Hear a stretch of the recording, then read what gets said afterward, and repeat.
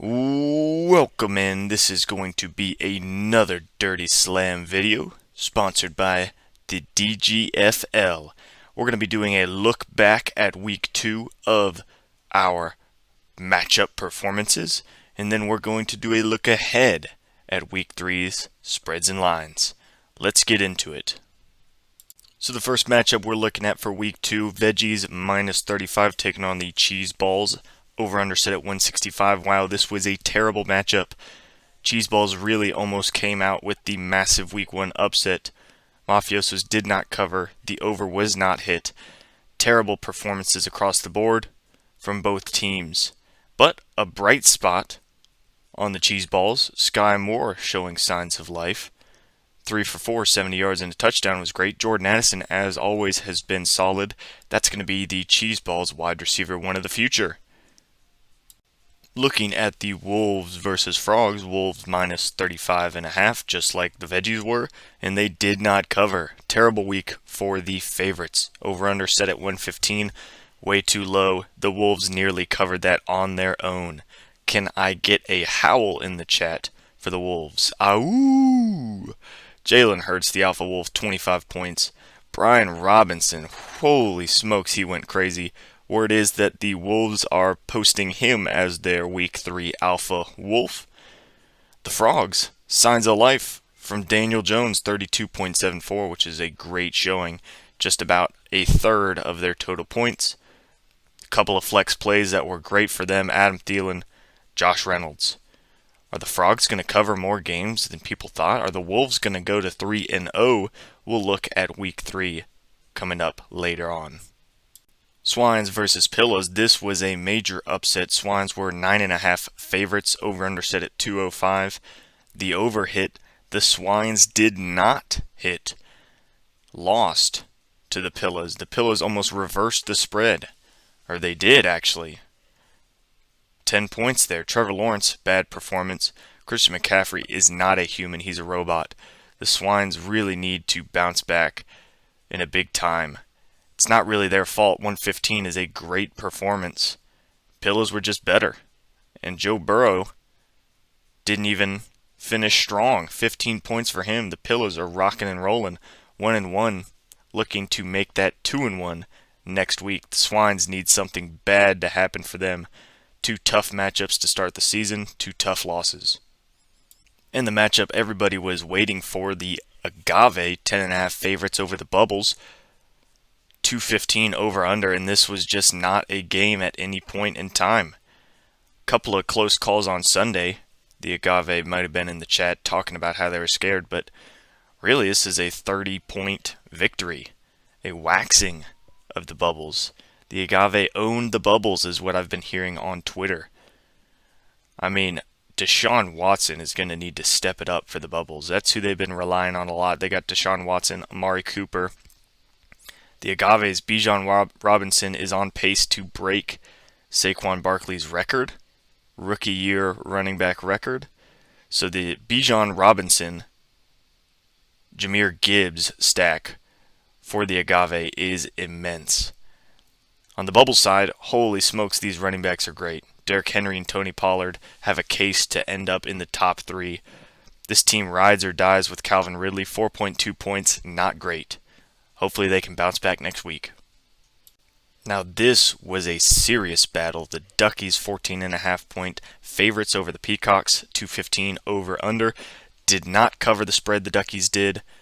Not hit that. They did not reach the over under as well, accumulating 210 points. That line was set very well. The Duckies really are hurting. Nick Chubb went down on injury. Thoughts and prayers to him. Justin Fields, they're going to have to find a new quarterback there.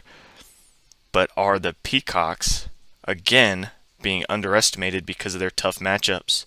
Have not had a break facing off against some of the highest scorers in week 1 and 2. Peacocks are 0-2, just like the Swines are. We'll see if they can recover. They've got some good talent on their team. They just need to figure out that flex. They're putting in McKinnon here, but they just need to figure out that RB position. They need to fill out that flex role better, and their tight end is tough. Kyle Pitts is not doing well.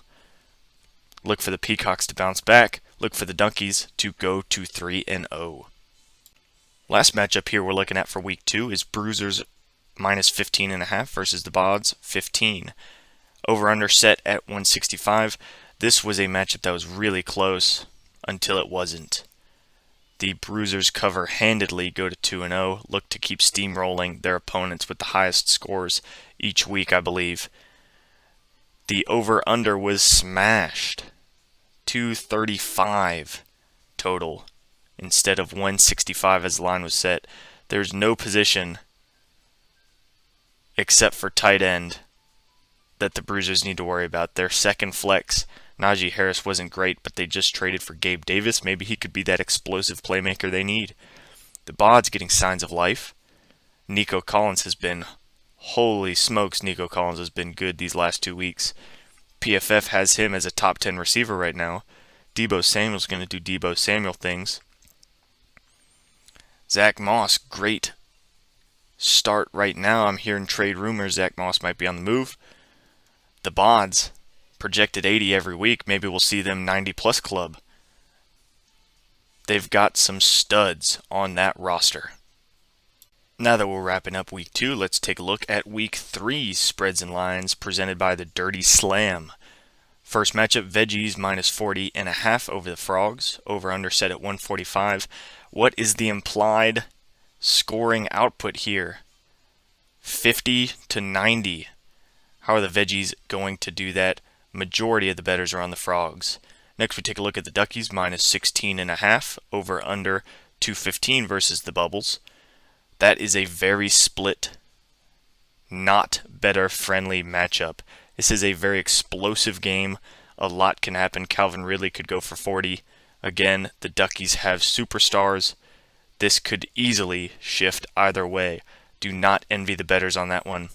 Bruisers, 9.5 favorites on the Peacocks. Over-under set at 205. Who would have thought? Who would have thought that the Peacocks were not the favorite in their division? Well, 2023 is bringing us new and exciting things like the Bruisers.